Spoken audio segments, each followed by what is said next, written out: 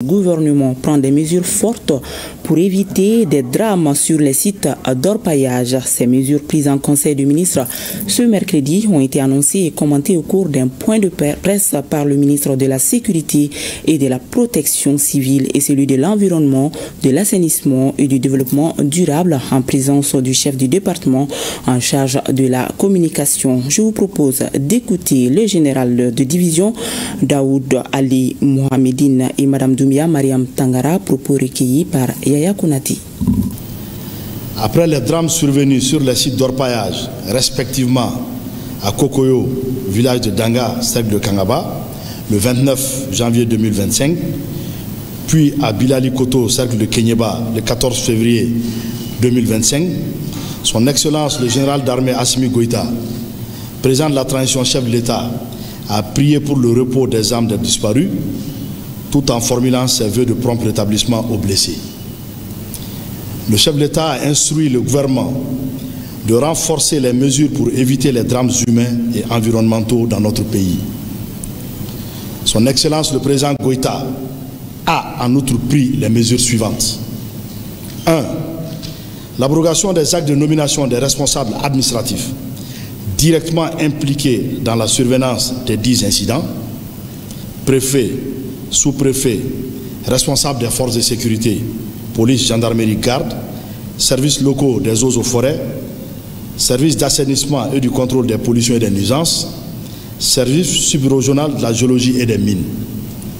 2.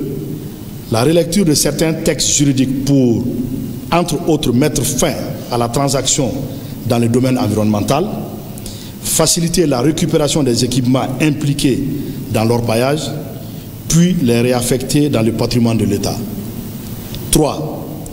La suspension par les responsables des collectivités territoriales du permis d'exploitation des mines artisanales octroyées à des personnes de nationalité étrangère. 4. Le lancement de la procédure de dissolution du conseil municipal de Davia. Depuis quelques années, nous assistons à une agression sans précédent contre l'environnement et les ressources naturelles sur une bonne partie de notre territoire. Cette situation a malheureusement engendré des drames à Kangaba et à Kenyeba. Face à cette situation, le président de la transition, chef de l'État, a instruit le gouvernement d'initier des actions afin que de tels drames ne se reproduisent plus jamais. En réponse, le Premier ministre, chef du gouvernement, s'est engagé à ce que ces différents cas d'éboulement ne soient pas traités comme des faits divers. C'est à la suite de tout ceci qu'il a été décidé de mettre fin à la transaction. Parce qu'avant, on constatait que quand il y a des engins qui sont saisis, on transige, ensuite on remet ces mêmes engins aux différents propriétaires. Et ils reviennent encore pour répéter les mêmes faits. Maintenant, les plus hautes autorités du pays ont décidé de mettre fin à cette transaction.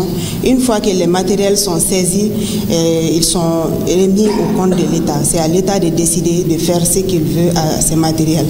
Donc nous remercions les plus hautes autorités de ces pays qui nous ont accompagnés dans cette dynamique, quand même qui permettra de sauver des vies humaines et puis de préserver notre environnement. Aujourd'hui, nous devons renforcer l'autorité de l'État dans le cadre de la gestion et surtout de la surveillance de l'exploitation des ressources minières dans notre pays.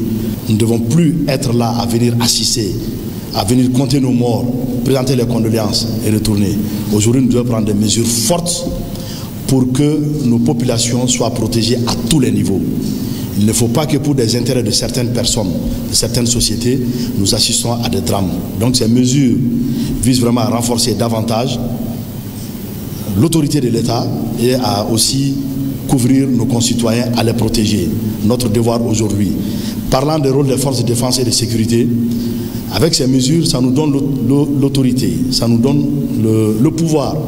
Que les matériels qui sont saisis seront confisqués et mis à la disposition du patrimoine de l'État.